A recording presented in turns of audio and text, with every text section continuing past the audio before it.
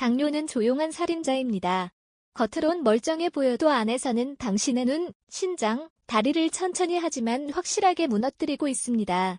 저는 내분비내과 전문의로 40년 넘게 수천 명의 당뇨 환자들을 진료해온 김종혁입니다. 실제로 제가 진료한 78세 할머니는 평생 먹어온 음식들 때문에 결국 다리를 절단해야 했고 73세 남성 환자는 망막이 손상돼 시력의 일부를 잃었습니다. 가슴 아픈 이야기죠. 하지만 더 안타까운 건 이 고통이 단 하나, 먹는 습관만 바꿨더라면 조금은 막을 수 있었던 일이었다는 사실입니다. 당신의 생명을 서서히 갉아먹는 위험한 식습관들을 오늘 모두 알려드리겠습니다. 이 영상을 끝까지 시청하시면 당뇨를 예방하고 합병증 없이 건강한 노후를 만드는 실질적인 식이요법을 얻을 수 있습니다. 이야기를 시작하기 전 구독과 좋아요 버튼 눌러주세요. 여러분의 작은 응원이 저에게 큰 힘이 됩니다. 자, 이제 제가 40년 의사 생활 동안 확인한 60대 이상이 절대 하면 안 되는 5가지 치명적인 식습관에 대해 말씀드리겠습니다. 첫 번째는 높은 혈당 지수의 음식만 먹는 습관입니다. 당뇨의 가장 큰 적은 흰쌀밥, 국수와 같은 혈당 지수가 높은 정제탄수화물입니다. 제 40년 임상 경험에서 확인한 사실은 고령 환자들이 가장 많이 섭취하는 음식이 바로 이 고혈당 지수 식품들이라는 점입니다. 구체적인 수치로 말씀드리자면 흰쌀밥의 혈당 지수는 무려 89입니다. 국수와 같은 밀가루 제품의 혈당 지수는 82입니다.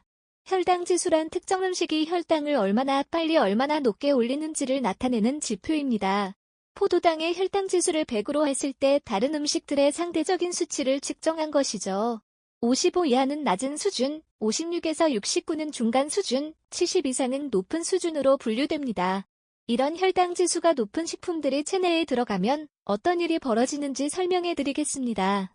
정제탄수화물은 식후 혈당을 급격히 상승시키고 이에 대응해 인슐린이 과다 분비됩니다. 이런 과정이 수년 수십 년간 반복되면 결국 췌장 기능이 저하됩니다. 특히 주목해야 할 점은 고령일수록 인슐린 분비 능력이 자연스럽게 감소한다는 것입니다. 20대의 젊은이와 60대 노인의 췌장 베타 세포 기능을 비교했을 때 노인의 인슐린 분비량은 약 40에서 50% 수준으로 감소되어 있습니다. 이미 노화로 인해 췌장 기능이 떨어진 상태에서 혈당 지수가 높은 음식을 계속 섭취하면 당뇨 조절에 실패할 가능성이 크게 높아집니다. 실제 제 환자 중 67세 박영호 씨는 평생 백미밥 위주의 식단으로 생활했습니다. 하루에 한 끼 7개씩 꼬박꼬박 드셨죠. 처음 내원했을 때 당화혈 색소가 10.2%로 매우 높았습니다. 정상 수치가 5.7% 미만임을 고려하면 심각한 상태였습니다. 그러나 희망적인 소식은 이런 식습관을 바꾸는 것만으로도 큰 효과를 볼 수 있다는 것입니다. 박 씨의 경우 식단 개선만으로도 6개월 후 당화혈 색소를 7.1%까지 낮출 수 있었습니다. 제가 환자들에게 권하는 대안은 혈당 지수 55 이하의 통곡물을 섭취하는 것입니다. 현미, 귀리, 보리 등이 여기에 해당합니다. 구체적인 식사 구성 예시로는 현미 50%와 흰쌀 50%가 섞인 밥과 찐 고구마 그리고 단백질 공급원으로 달걀을 함께 드시는 것이 좋습니다. 특히 통곡물에는 식이섬유가 풍부해 포만감을 오래 유지하고 혈당 상승을 완만하게 만듭니다. 또한 비타민, 미네랄 등 다양한 영양소가 풍부하게 함유되어 있어 면역력 강화에도 도움이 됩니다. 흥미로운 사실은 현미와 같은 통곡물을 섭취하면 장내 미생물 구성이 개선된다는 것입니다. 최근 연구에 따르면 건강한 장내 미생물군은 혈당 조절에 긍정적인 영향을 미치는 것으로 나타났습니다. 실제로 제 진료실 데이터에 따르면 흰쌀밥을 현미로 바꾼 환자들은 평균 당화 혈색소가 1.7% 감소했습니다. 이는 약물 치료 없이도 얻을 수 있는 놀라운 결과입니다. 두 번째로 심각한 습관은 설탕이 들어간 음료를 자주 마시는 것입니다. 좋은 줄 알고 드시는 유자차, 식혜, 수정과 꿀물은 사실당 덩어리입니다. 많은 어르신들이 건강에 좋다고 생각하며 전통 음료를 즐기십니다. 특히 우리 전통차는 한의학적으로도 건강에 이롭다고 알려져 있어 믿고 드시는 경우가 많죠. 하지만 이런 전통 음료가 당뇨 악화의 주요 원인 중 하나입니다. 충격적인 사실을 공개하자면 유자차 한 잔에는 당뇨가 무려 20에서 30g이나 들어있습니다. 세계보건기구의 하루 권장 당뇨 섭취량은 25g 이하입니다. 식혜 한 컵에는 약 27g의 당뇨가 포함되어 있고 수정과와 꿀물 역시 비슷한 수준의 당을 함유하고 있습니다. 이것이 의미하는 바는 유자차 한 잔만 마셔도 세계보건기구가 권장하는 하루당 섭취량을 초과한다는 것입니다. 설탕 섭취는 혈당을 급격히 상승시킬 뿐 아니라 체내 염증 반응을 촉진하고 인슐린 저항성을 악화시키는 것으로 알려져 있습니다. 특히 심각한 것은 노년층 당뇨 환자의 경우 소량의 당뇨에도 혈당이 급격히 상승한다는 점입니다. 젊은 사람들과 달리 노인의 체내에서는 인슐린 민감도가 떨어져 있어 당 대사 능력이 현저히 감소되어 있습니다. 중요한 점은 설탕이 들어간 음료의 경우 액체 형태의 당이기 때문에 고형 식품보다 더 빠르게 흡수된다는 것입니다. 이는 혈당 상승 속도를 더욱 가속화합니다. 제 환자 중 71세 이정숙 씨는 매일 아침 꿀물을 오후에는 유자차를 마시는 습관이 있었습니다. 당뇨 진단 후에도 건강에 좋은 음료라고 생각해 계속 마셨죠. 혈당 측정 결과 이런 음료를 마신 후 2시간 혈당이 240mg/dl까지 상승했습니다. 정상 범위가 140mg/dl 미만임을 고려하면 매우 위험한 수준이었습니다. 이런 음료를 계속 마시면 식후 혈당이 안정되지 않고 이는 만성고혈당 상태를 유발합니다. 만성고혈당은 혈관 손상, 신경병증, 신장질환과 같은 심각한 합병증의 직접적인 원인이 됩니다. 미국 당뇨병학회의 연구에 따르면 당뇨 환자가 하루 한 잔의 설탕이 든 음료를 마시는 것만으로도 심혈관 질환 발생 위험이 16% 증가한다고 합니다. 이는 결코 무시할 수 없는 수치입니다. 그렇다면 대안은 무엇일까요? 제가 환자들에게 권하는 것은 무가당 생강차, 보리차, 허브차입니다. 특히 생강차는 혈액순환을 촉진하고 염증을 줄이는 효과가 있어 당뇨 환자에게 좋습니다. 계피차 역시 인슐린 감수성을 개선하는 데 도움이 되는 것으로 알려져 있습니다. 꼭 단 음료를 드시고 싶다면 꿀은 최대 티스푼 1개 약 5g 이하로 제한하세요. 세 번째로 위험한 습관은 간식으로 높은 혈당 지수의 간식을 자주 먹는 습관입니다.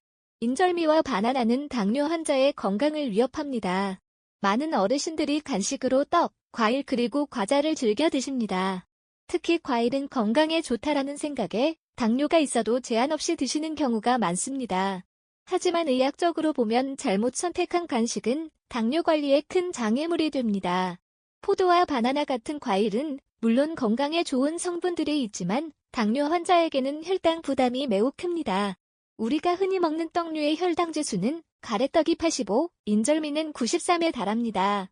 바나나의 혈당 지수는 61호. 과당과 포도당 함량이 높습니다. 포도의 혈당 지수는 59호 소량이라도 혈당 급등을 유발합니다. 시중에 파는 과자류는 대부분 혈당 지수가 70 이상이며 트랜스 지방까지 함유되어 있습니다. 여기서 주목해야 할 점은 이런 간식들이 포만감은 적지만 혈당 상승 효과는 크다는 것입니다. 예를 들어 달콤한 과일 1개를 먹으면 금방 배고픔을 느끼게 되지만 그 과일로 인한 혈당 상승은 몇 시간 동안 지속됩니다. 특히 당뇨가 있는 노인의 경우 이런 간식을 소량만 먹어도 식후 고혈당 상태가 장시간 지속됩니다. 이는 노화에 따른 근육량 감소와 인슐린 감수성 저하 때문입니다. 젊은 사람들과 달리 노인의 체내에서는 혈당을 정상으로 돌리는 능력이 크게 감소해 있습니다. 혈당 모니터링 연구에 따르면 당뇨가 있는 60대 이상 노인이 고혈당 간식을 섭취하면 혈당이 평균 140mg/dl 이상 상승하고 이 상승된 상태가 3-4시간 지속되는 것으로 나타났습니다. 이렇게 반복되는 고혈당은 혈관 뇌피세포의 산화 스트레스를 유발하고 혈관 탄력성을 저하시킵니다. 제 환자 중 70세 박수님 씨는 과일은 건강에 좋다는 생각에 매일 포도와 바나나를 간식으로 드셨습니다. 그녀는 계속되는 혈당 상승으로 망막병증이 빠르게 악화되었고 결국 시력이 크게 저하되었습니다. 처음 내원했을 때 그녀의 당화 혈색소는 9.8%였고 식후 혈당은 간식을 먹은 후 항상 200mg/dl을 넘었습니다. 그렇다면 건강한 대안은 무엇일까요? 저는 환자들에게 저혈당 고단백 간식을 권합니다. 구체적으로 삶은 달걀은 단백질이 풍부하고 혈당 지수가 0에 가까워 이상적인 간식입니다. 아몬드, 호두, 땅콩 등의 저염 견과류는 건강한 지방과 단백질을 제공하면서 혈당을 안정적으로 유지합니다. 오이나 당근 스틱은 식이섬유가 풍부해 혈당 상승을 억제하고 포만감을 줍니다. 박순님 씨의 경우 과일 간식을 대리류, 소량과 견과류로 바꾼 후 3개월 만에 당화 혈색소가 9.8%에서 8.1%로 감소했고 망막병증의 진행도 안정화되었습니다. 환자들에게 실제로 효과가 입증된 당뇨 환자를 위한 스마트 간식 법칙은 다음과 같습니다. 첫째, 간식을 먹을 때 단백질에 건강한 지방을 같이 곁들여 드세요. 달걀처럼 단백질 있는 음식에 아보카도 같은 건강한 지방을 곁들여서 드시면 훨씬 좋습니다. 둘째, 혈당 상승 완화를 위해 과일은 식사 직후에 소량만 섭취하세요. 셋째, 간식은 정해진 시간에 정해진 양만 섭취하세요. 넷째, 간식 후 10분 정도 산책을 하세요. 이런 원칙을 따른 환자들은 혈당 변동성이 평균 38% 감소했고 체중도 서서히 감소하는 효과를 보였습니다. 간식의 질과 양을 조절하는 것만으로도 약물 용량을 줄이고 합병증 위험을 낮출 수 있습니다. 네 번째로 주의해야 할 위험한 식습관은 국물에 말아먹는 습관입니다. 국밥, 찌개밥 등 쉽지 않고 넘기는 식사, 혈당 조절을 망칩니다. 한국인 특히 어르신들이 즐겨 하시는 식사 방법 중 하나가 바로 국물에 밥을 말아먹는 것입니다. 된장찌개, 김치찌개, 설렁탕에 밥을 말아 호로록 넘기는 식사 방식은 한국 식문화의 일부이지만 당뇨 환자에게는 치명적일 수 있습니다. 의학적으로 볼 때 이 식습관은 두 가지 심각한 문제를 일으킵니다. 첫째, 빠른 섭취로 인한 식후 혈당 급등의 문제입니다. 국물에 밥을 말면 음식이 반쯤 죽 상태가 되어 씹을 필요성이 감소합니다. 이렇게 쉽지 않고 빠르게 식사할 경우 음식이 위장에 들어가는 속도가 빨라져 탄수화물의 소화와 흡수가 급격히 일어납니다. 제 연구실에서 진행한 실험에 따르면 같은 양의 밥이라도 국물에 말아 빠르게 먹을 때와 반찬과 함께 꼭꼭 씹어 먹을 때의 식후 혈당 차이는 평균 52mg/dl에 달했습니다. 둘째, 국물 속 나트륨과 지방으로 인해 고혈압과 심혈관계 질환 위험을 높입니다. 우리가 즐겨 먹는 국물 요리들은 대부분 나트륨 함량이 매우 높습니다. 일반적인 된장찌개 한 그릇에는 하루 권장 나트륨 섭취량의 70-80%가 들어있습니다. 특히 설렁탕, 갈비탕과 같은 국물은 동물성 지방도 다량 포함되어 있어 고혈압과 심혈관 질환 위험을 크게 높입니다. 당뇨병 환자의 경우 이미 심혈관 질환 위험이 일반인보다 2배에서 4배 높습니다. 여기에 고나트륨, 고지방 국물을 습관적으로 섭취하면 이 위험은 더욱 커집니다. 미국 심장학회의 연구에 따르면 당뇨와 고혈압을 함께 가진 환자의 심근경색 위험은 일반인의 6배에 달한다고 합니다. 또 하나 강구하기 쉬운 중요한 사실은 씹는 행위 자체가 혈당 조절에 긍정적인 영향을 미친다는 것입니다. 음식을 충분히 씹으면 인크레틴이라는 호르몬의 분비가 촉진됩니다. 인크레틴은 인슐린 분비를 증가시키고 위 배출 속도를 늦춰 식후 혈당 상승을 완만하게 만듭니다. 말아먹으면 이러한 중요한 생리적 기능이 상실됩니다. 그렇다면 대안은 무엇일까요? 제가 환자들에게 추천하는 건강한 식사법은 다음과 같습니다.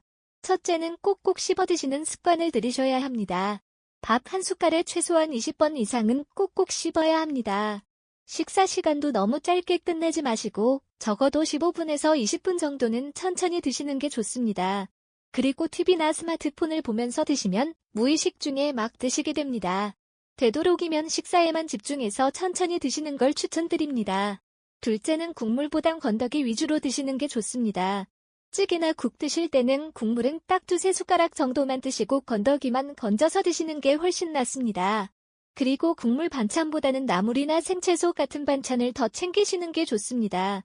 밥도 국에 말지 마시고 반찬이랑 따로 꼭꼭 씹어서 드시는 게 혈당 관리에 도움이 됩니다. 특히 주목할 만한 것은 씹는 횟수를 늘린 환자들의 경우 식후 인크레틴 호르몬 수치가 평균 45% 증가했다는 점입니다.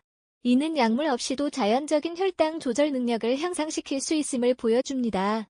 한 가지 더 덧붙이자면 씹는 행위는 뇌에 포만감 신호를 보내는 데도 중요합니다. 천천히 충분히 씹어 먹으면 적은 양으로도 포만감을 느끼게 되어 결과적으로 총 칼로리 섭취량도 감소하게 됩니다. 이는 당뇨 관리에 중요한 체중 조절에도 도움이 됩니다. 다섯 번째로 가장 위험한 식습관은 야식 또는 늦은 저녁 식사 습관입니다. 당뇨 환자에게 야식은 조용한 독입니다. 많은 어르신들이 다양한 이유로 저녁 식사 시간이 늦어지거나 잠들기 전 야식을 즐깁니다. 특히 잠이 오지 않을 때 간식을 찾거나 가족들과 늦은 시간까지 TV를 보며 간식을 먹는 경우가 많습니다. 하지만 이런 습관이 당뇨 환자에게 얼마나 위험한지 아실까요? 인체의 생체 시계는 하루 24시간 주기로 다양한 호르몬의 분비와 대사활동을 조절합니다. 여기서 중요한 점은 인슐린 민감도가 시간대별로 크게 달라진다는 것입니다. 의학적 연구에 따르면 인슐린 민감도는 아침과 낮 시간대에 가장 높고 저녁과 밤에는 현저히 감소합니다. 구체적으로 동일한 음식을 섭취해도 저녁 8시 이후에는 오전에 비해 인슐린 효과가 약 30에서 40% 감소한다는 연구 결과가 있습니다. 이는 동일한 음식을 먹어도 저녁이나 밤에 먹으면 혈당이 더 높고 오래 지속된다는 것을 의미합니다. 더 심각한 문제는 야식이나 늦은 저녁 식사 후에 수면 중 고혈당입니다. 잠을 자는 동안 신체 활동이 거의 없기 때문에 혈당이 높은 상태로 장시간 지속됩니다. 이런 상태가 반복되면 혈관 뇌피세포에 심각한 손상을 일으켜 당뇨합병증 발생 위험을 크게 높입니다. 또한 늦은 식사는 새벽 현상이라 불리는 문제를 악화시킵니다. 새벽 현상이란 새벽 2시에서 8시 사이에 혈당이 자연스럽게 상승하는 생리적 현상을 말합니다. 건강한 사람은 이를 보상할 수 있지만 당뇨 환자는 그렇지 못해 아침 공복 혈당이 비정상적으로 높아집니다. 야식을 먹으면 이 현상이 더욱 심해져 아침 혈당이 매우 높은 상태로 하루를 시작하게 됩니다. 특히 고령일수록 체내 생체 리듬 회복 능력이 떨어집니다. 젊은 사람들은 하루 정도 생활 패턴이 깨져도 빠르게 회복하지만 노인은 생체 시계가 교란되면 정상화되는데 더 오랜 시간이 걸립니다. 따라서 불규칙한 식사 시간과 야식 습관은 노인 당뇨 환자에게 더욱 해롭습니다. 그렇다면 건강한 대안은 무엇일까요? 제가 환자들에게 권하는 것은 다음과 같습니다. 첫째, 잠자기 최소 3시간 전에는 꼭 식사를 마치셔야 해요. 가장 좋은 시간은 오후 6시에서 7시 사이고 밤 8시 이후엔 물 말고는 아무것도 드시지 않는 게 좋습니다. 이거 하나만 지켜도 아침 혈당이 훨씬 안정됩니다. 둘째, 저녁은 단백질 위주의 식사로 소식해주세요. 탄수화물은 좀 줄이고 대신에 소화 잘 되는 생선이나 두부, 닭가슴살 같은 단백질로 구상하시면 혈당에도 부담이 적습니다. 셋째, 야식이 생각날 때 대처하는 방법입니다. 밤에 출출할 때는 간식 찾기보다 물이나 무과당차 한 잔으로 속을 달래보세요. 잠이 잘 안 올 땐 따뜻한 허브차를 마시고 가볍게 스트레칭해주면 훨씬 편하게 잠드실 수 있습니다. 특히 놀라운 것은 식사 시간 조정만으로도 체중 감소 효과가 나타난다는 것입니다. 제 환자들은 평균적으로 3개월간 2에서 3kg의 체중 감소를 경험했습니다. 이는 체중 감소가 필요한 과체중 당뇨 환자들에게 큰 도움이 됩니다. 간헐적 단식의 원리를 응용해서 저녁 7시부터 다음날 아침 7시까지 12시간 동안 금식하는 방법도 효과적입니다. 이 방법을 실천한 환자들의 인슐린 민감도가 평균 28% 향상되었다는 연구 결과도 있습니다. 지금까지 60대 이상이 절대 하면 안 되는 5가지 치명적인 식습관에 대해 말씀드렸습니다. 이런 식습관들이 단순히 혈당을 올리는 것을 넘어 당뇨 합병증과 조기 사망 위험을 높인다는 점을 기억해 주시기 바랍니다. 이제 이런 나쁜 식습관들을 개선하여 건강한 노후를 보내기 위한 종합적인 식이 전략을 알려드리겠습니다. 쉽게 할 수 있는 내용들이니 한번 따라해 보세요. 첫째, 접시 분할법을 실천하세요. 식사 접시를 4등분하여 절반은 채소와 해조류, 4분의 1은 단백질, 나머지 4분의 1은 통곡물로 구성하는 방법입니다. 이렇게 하면 자연스럽게 탄수화물 섭취를 줄이고 영양 균형을 맞출 수 있습니다. 둘째, 혈당 안정화를 위한 식사 순서를 지키세요. 채소와 단백질을 먼저 먹고 탄수화물은 나중에 먹는 것이 혈당 상승을 완만하게 만듭니다. 실제 연구에 따르면 이 방법만으로도 식후 혈당이 약 30% 감소할 수 있습니다. 셋째, 식후 10분 걷기를 습관화하세요. 식사 후 짧은 걷기는 근육에서의 포도당 흡수를 촉진하여 혈당을 낮추는 데 도움이 됩니다. 제 환자들의 경우 식후 10분 걷기만으로도 식후 혈당이 평균 20에서 30mg/dl 감소했습니다.